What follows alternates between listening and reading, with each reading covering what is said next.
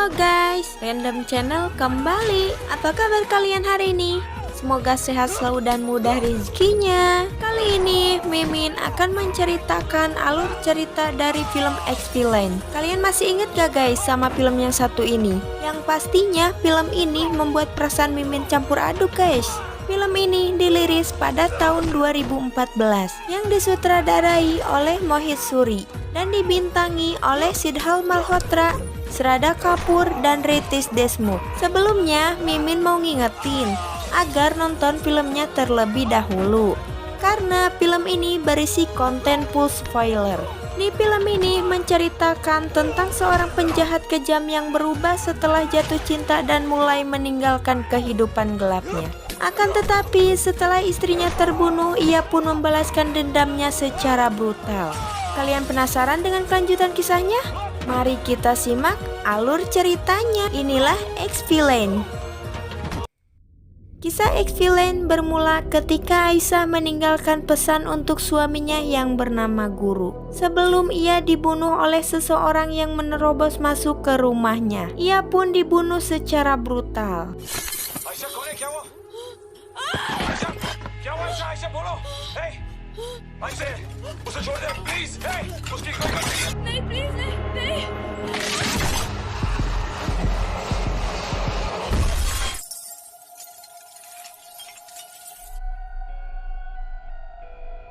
Pada saat pemakaman Aisyah, agen CBI yang bernama Aditya Rathore menegaskan kepada polisi bahwa mereka harus menemukan pembunuh tersebut terlebih dahulu.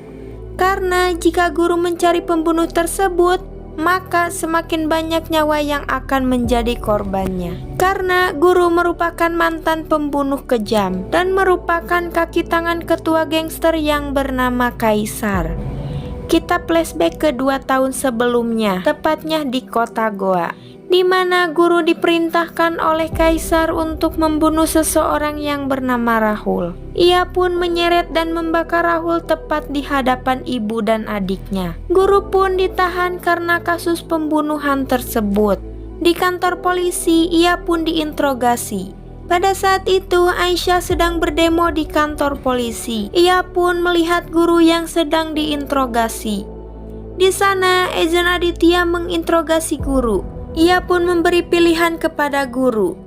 Jika Guru ingin bebas, maka Guru harus mengikuti perintah agen Aditya untuk membawanya kepada Kaisar. Karena agen Aditya juga mempunyai dendam kepada Kaisar. Jika tidak, maka Guru akan dibuat menderita di penjara olehnya. Akan tetapi, Guru tetap kepada pendiriannya untuk tidak mengkhianati Kaisar. Aisyah pun merasa tertarik kepada keberanian Guru. Ia pun menuliskan di buku diarinya bahwa Guru akan menjadi penyelamat hidup. Kemudian saat di pengadilan, Ibu Rahul tidak memberikan kesaksian apapun kepada hakim atas pembunuhan terhadap anaknya tersebut. Kini Guru pun dibebaskan. Pada saat itu, Ibu Rohan mengutuk Guru bahwa ia juga akan kehilangan seseorang yang ia sayangi di hadapannya sendiri tanpa mampu untuk menolongnya. Kemudian Aisyah sudah menunggu Guru di luar. Ia mencoba mendekati Guru dengan leluconnya. Aisyah meminta bantuan Guru untuk melakukan suatu pekerjaan. Ia pun akan memberikannya imbalan uang. Akan tetapi Guru tidak tertarik dengan pekerjaan tersebut. Ia pun meninggalkan Aisyah. Saat Guru menemui Kaisar, di sana Aisyah terus mengikutinya. Karena merasa terganggu, Guru pun mengancam Aisyah bahwa ia akan mencincangnya. Bukannya takut, Aisyah malah semakin berani mendekati Guru. Karena tak tahan dengan Aisyah yang terus mengikutinya, kini Guru berniat membantu Aisyah untuk menculik Chotu dari RSJ dengan imbalan setoples uang receh. Aisyah pun masuk ke RSJ dan memberikan kabar kepada Chotu bahwa ia akan dinikahkan. Kemudian Aisyah menikahkan Chotu dan para lansia lainnya. Saat pesta pernikahan, Aisyah tak sengaja menjatuhkan buku diarinya. Guru pun mengambil buku tersebut. Ia merasa heran dengan semua harapan Aisyah yang tidak masuk akal. Keesokan harinya, guru mengembalikan buku diari tersebut. Ia pun memarahi Aisyah karena ia berpikir bahwa Aisyah menjadikan hidup dirinya itu hanya sebuah lelucon. Kemudian Aisyah memberitahukan kepada guru bahwa waktu ia untuk hidup tidak lama. Maka dari itu ia memiliki harapan saat ia masih hidup, dan ia berharap semasa hidupnya ia dapat mewujudkan harapan tersebut. Kembali ke masa sekarang, di mana kita diperlihatkan dengan seseorang yang bernama Rakesh. Rakesh merupakan pria yang kurang berhasil. Setiap hari ia selalu dimarahi serta diejek oleh istrinya karena ia tidak mampu membahagiakannya. Bahkan ia pun mengusir Rakesh dari rumah. Kemudian Rakesh memberikan kincir angin kepada anaknya yang bernama Manu. Ia berpesan kepada anaknya agar tidak menghiraukan perkataan ibunya karena ibunya sangat mencintai ayah. Begitu pula dirinya. Rakesh tidak seperti temannya yang bernama Bambang yang selalu berperilaku kasar kepada istrinya. Di sisi lain, Agen Aditya memberitahukan kepada guru bahwa Kaisarlah yang membunuh Aisyah. Keesokan harinya, guru pun mendatangi markas Kaisar dan menghajar semua anak buahnya.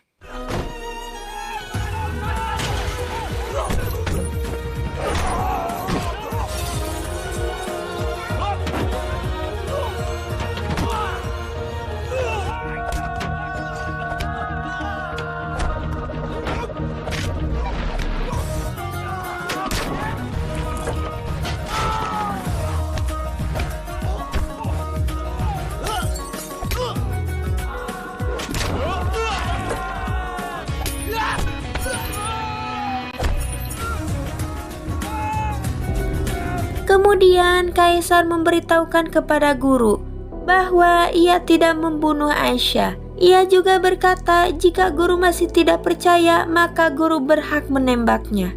Lalu guru pun meninggalkan markas Kaisar. Di tempat lain, Rakesh selalu dianggap payah oleh orang-orang. Bahkan di tempat kerjanya, bosnya pun berkata bahwa ia adalah orang yang sangat payah. Bosnya berkata bahwa Rakesh tak lebih berharga daripada mesin fotokopi di kantornya. Rakesh terlalu banyak menerima tekanan. Di rumah ia selalu dimaki-maki oleh istrinya. Bahkan istrinya berkata bahwa menikah dengan Rakesh adalah sebuah kesalahan. Terkadang Rakesh berpikir untuk membunuh istrinya. Akan tetapi Rakesh tidak bisa melakukannya karena ia sangat mencintainya. Ia pun melampiaskan kemarahannya itu kepada wanita yang terlalu banyak bicara. Ia membunuh mereka semua termasuk Aisyah. Ia membunuh para korbannya menggunakan sebuah obeng. Ia pun terlihat sangat menikmati saat-saat ia membunuh para korbannya. Ia membunuh mereka untuk alasan agar cinta untuk istrinya tetap hidup. Setelah membunuh para korbannya, ia pun mengambil perhiasan mereka untuk diberikan kepada istrinya sebagai hadiah. Pix ini membuktikan bahwa Rakesh memiliki jiwa-jiwa psikopat di dalam dirinya. Di sisi lain, Agen Aditya telah menyelidiki kasus pembunuhan tersebut dan para wanitalah yang menjadi korbannya. Mereka dibunuh secara brutal menggunakan sebuah obeng. Kemudian Agen Aditya berkata bahwa ia tidak akan mengizinkan guru untuk membalaskan dendamnya karena guru juga tidak membiarkan Agen Aditya membalaskan dendamnya kepada Kaisar. Berpindah ke masa lalu, di mana Aisyah yang terlihat semakin dekat dengan guru. Kemudian guru pun menceritakan kehidupan gelapnya dan masa lalunya kepada Aisyah, yang dimana ayahnya adalah seorang pencandu judi. Kemudian orang tuanya dibunuh oleh seseorang. Saat kedua orang tuanya dibunuh, ia berumur 8 tahun. Ia bersembunyi di kolong meja tanpa bisa menolong kedua orang tuanya. Kemudian ia pun dibesarkan oleh Kaisar dan bergabung dengan gangsternya. Lalu setelah dewasa, Kaisar memberi kesempatan guru untuk menghabisi orang yang telah membunuh kedua orang tuanya tersebut. Mendengar cerita guru, Aisyah berkata kepadanya bahwa anak berumur 8 tahun yang dulu bersembunyi di kolong meja, ia hanya membutuhkan uluran tangan. karena kegelapan tidak dapat mengusir kegelapan, hanya cahaya yang bisa meneranginya. Kemudian guru membantu Aisyah kembali. Ia membantu Aisyah untuk mewujudkan semua harapan terakhirnya. Satu persatu harapan Aisyah pun terpenuhi. Aisyah meminta kepada guru jika ada harapan yang belum terpenuhi setelah ia tiada, maka guru akan mewujudkan harapan tersebut.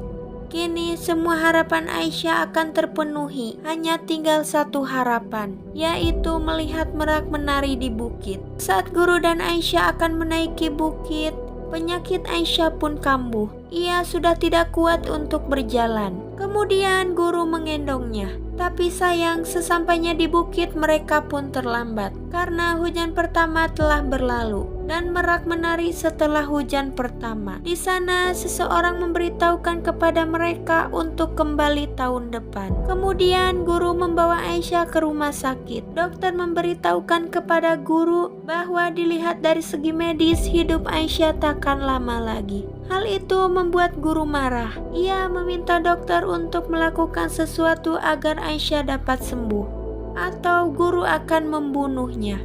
Tapi dokter tidak berdaya, karena dulu istrinya pun meninggal karena penyakit seperti yang diderita Aisyah sekarang, yaitu penyakit kanker. Sebagai upaya terakhir, dokter menyarankan guru untuk membawa Aisyah ke dokter di Mumbai yang bernama Verma, kembali ke masa sekarang. Saat guru berdoa di gereja, ia melihat Manu membawa mainan kincir angin persis yang Aisyah buat. Kemudian guru membantu Manu untuk mempersembahkan mainan kepada dewa. Guru pun bertanya kepada Manu dari mana ia mendapatkan mainan kincir angin tersebut.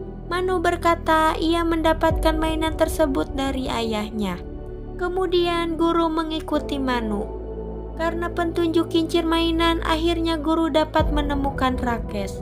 Di malam hari saat Rakes akan melakukan aksinya kembali, datanglah guru dan langsung menghajarnya.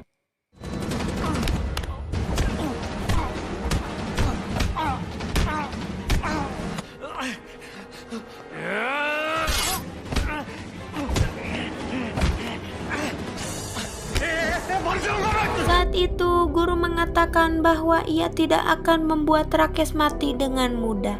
Ia akan membuat Rakes merasakan kematian setiap hari. Setelah menghajarnya, guru mengantarkan Rakes ke rumah sakit. Guru juga memberikan sejumlah uang untuk pengobatan Rakes. Guru berkata bahwa ia tidak akan membuat Rakes hidup atau mati dengan tenang. Setelah Rakes sembuh, ia akan kembali untuk membuat luka baru. Saat di rumah sakit, guru bertemu dengan Dr. Verma. Ia memberitahukan kepada guru bahwa saat Aisyah meninggal, ia sedang dalam keadaan hamil. Tentu saja kabar tersebut membuat guru semakin marah kepada Rakes karena ia telah membunuh ibu sekaligus anaknya. Di sisi lain, saat istri Rakes membawakan makanan untuk Rakes, seorang perawat menegurnya. Ia meminta agar istri Rakes tidak membawakan makanan dari luar. Setelah perawat itu banyak bicara kepada Rakes dan istrinya, kalian pasti bisa menebak kan guys, apa yang terjadi pada perawat tersebut? Tentu saja, jiwa-jiwa psikopat dalam dirinya Rakes kembali bangkit. Dalam keadaan sakit pun, ia mencoba untuk membunuh perawat yang banyak bicara tersebut. Kemudian datanglah guru. Ia pun langsung menghajar Rakes habis-habisan.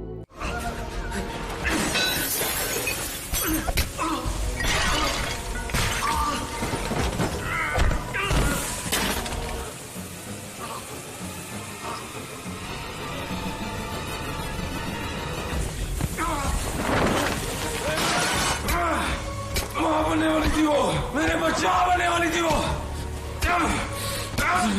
잠깐만. मारने वाली थी वो। Saat itu Rakes sudah mati. Lalu guru meminta perawat tersebut untuk menghidupkannya kembali. Nah, guru tidak mau Rakes mati dengan mudah. Kemudian perawat memberikan sebuah obat.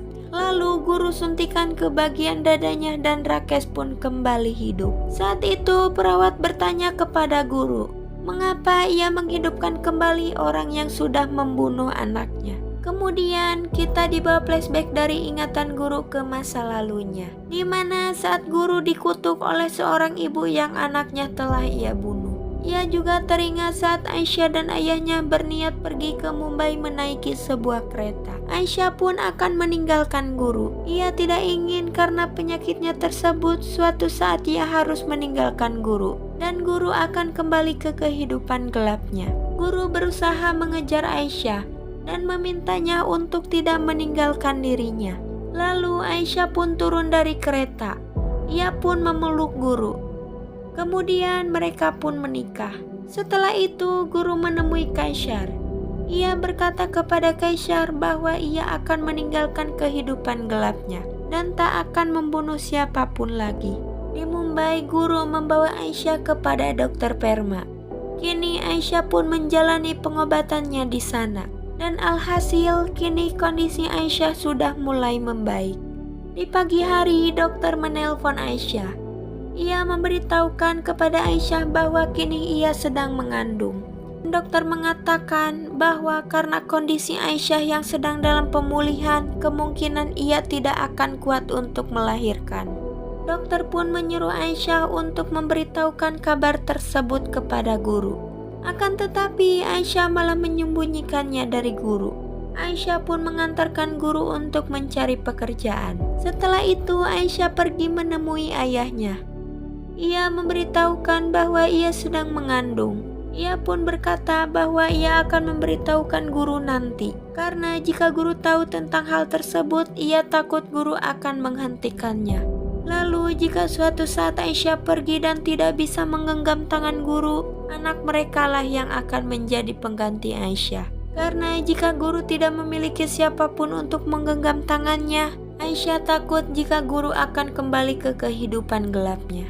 Kemudian ayahnya memberikan patung Ganesha kepada Aisyah. Aisyah pun kembali pulang. Di tengah-tengah perjalanan, Aisyah hampir menabrak anak kecil karena jalanan berlubang. Lalu Aisyah memarahi seorang tukang kabel yang ternyata itu adalah Rakesh. Dengan sedikit marah, ia berkata kepada Rakesh untuk menambah lubang-lubang di jalan bekas instalasi kabel tersebut. Kemudian Rakesh mengatakan, "Fikir mat kijiye, madam." Sesampainya Aisyah di rumah, guru pun menelponnya.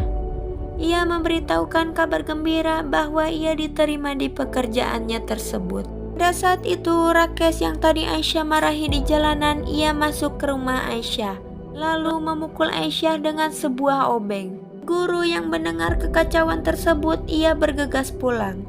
Ia pun terus memanggil Aisyah di telepon hingga Rakesh pun menghancurkan telepon milik Aisyah. Aisyah memohon kepada Rakesh agar tidak membunuh dirinya karena Aisyah sedang hamil dan ia ingin melahirkan anaknya tersebut. Ia pun mengambil kalung Aisyah. Kemudian Rakesh mendorongnya keluar dari jendela hingga ia pun tewas secara mengenaskan. Sesampainya guru di TKP, ia sudah mendapati Aisyah yang sudah tewas. Berpindah ke masa sekarang, di mana guru membawa Rakesh dan melepaskannya di dekat dusun tempat tinggalnya. Di sana para polisi akan membawa istri Rakesh untuk dimintai keterangan. Karena polisi telah menetapkan Rakesh menjadi tersangka kasus pembunuhan berantai tersebut. Agen Aditya meminta guru untuk menahan diri dan ikut ke kantor polisi karena perawat yang telah menjadi korban penyerangan telah dimintai keterangan di kantor polisi. Sementara Rakesh telah pergi bersama Bambang ke diskotik. Berita tentang Rakesh kini sudah tersebar luas di media. Meskipun begitu, istri Rakesh tetap teguh membela Rakesh. Ia berkata bahwa Rakesh adalah pria yang baik. Bahkan untuk membunuh seekor lalat pun ia tidak berani. Saat siaran televisi, ia meminta Rakesh untuk kembali pulang. Dan ia berjanji tidak akan memarahi atau mengusir Rakesh kembali. Bahkan ia berkata bahwa ia sangat mencintai Rakesh. Rakesh sangat bahagia mendengar istrinya mengatakan hal tersebut. Karena itulah kata yang selalu ditunggu-tunggu oleh Rakesh. Rakesh masih bertanya-tanya siapa orang yang terus menyerangnya itu. Kemudian Bambang memberitahukan bahwa itu pasti salah satu dari suami atau kekasih yang menjadi korban dari Rakesh. Kemudian Bambang memberi masukan agar Rakesh tidak lari terus darinya. Jika Rakesh terus lari, maka ia akan terus menjadi mangsanya. Ia menyuruh Rakesh untuk kembali menyerang guru agar Rakesh yang menjadi pemangsanya. Rakesh terus mengingat perkataan guru, dan dari sekian banyak wanita yang ia bunuh, Rakesh teringat kepada Aisyah, yang saat Aisyah berkata bahwa sedang mengandung dan ingin melahirkan anaknya tersebut. Kemudian Rakesh menelpon guru. Ia mengatakan kepada guru bahwa ia akan menghabisi sisa keluarga guru, yaitu ayah dari Aisyah. Kemudian guru menelpon Agen Aditya. Ia meminta Agen Aditya agar menyelamatkan ayah mertuanya. Maka sebagai imbalan guru akan melakukan apapun yang Agen Aditya minta. Agen Aditya pun bergegas mendatangi rumah ayah Aisyah. Sayangnya sesampainya guru di sana, ayah mertuanya telah dibunuh dengan brutal. Bahkan Rakesh memotret setiap ia menyiksa ayah Aisyah. Kemudian Rakesh menelpon Agen Aditya. Ia memberitahukan bahwa ia berada di rumah guru dan Aisyah. Kemudian Agen Aditya mengizinkan guru untuk membalaskan dendamnya. Ia memberitahukan kepada guru bahwa Rakesh telah berada di rumah guru. Guru pun mendatangi Rakesh, kemudian ia menghajar Rakesh. तुझे मैंने वो बनाया जो मैं कभी नहीं बना। Rakesh terus memancing emosi guru agar guru menghabisinya. Karena Rakesh berpikir jika polisi menangkap Rakesh, maka semua kejahatannya akan terungkap. Dan jika itu terjadi, maka istrinya akan membenci Rakesh seumur hidupnya. Rakesh terus memancing kemarahan guru. Saat itu Kaisar menelpon guru. Ia membantu guru untuk membalaskan dendamnya. Kaisar telah menyandra istri dan anak Rakesh. Ia bertanya kepada guru apa yang harus Kaisar perbuat terhadap anak dan istri Rakesh. Karena tak ada jawaban, Kaisar pun membunuh istri Rakesh dan membiarkan anaknya tetap hidup, agar guru dapat membunuhnya. Mendengar istrinya terbunuh, Rakesh pun sangat marah. Kemudian ia pun mendorong guru keluar dari jendela bersamanya. Saat Rakesh akan membunuh guru dengan batu, Rakesh pun tertabrak dan tewas. Kemudian guru mendatangi rumah Rakesh. Di sana Kaisar memberikan pistol kepada guru untuk membunuh anak Rakesh. Seketika guru teringat perkataan Aisyah bahwa kegelapan tidak akan mengusir kegelapan. Saat ketakutan, anak kecil butuh uluran tangan. Di akhir film, guru pun mewujudkan harapan Aisyah yang terakhir bersama Manu, yaitu melihat merak menari. Dan film pun udahan. Pesan untuk film ini, apa yang kamu tanam itu yang akan kamu tuai. Sekian untuk alur cerita film kali ini. Saya admin pamit undur diri dan sampai jumpa di video selanjutnya.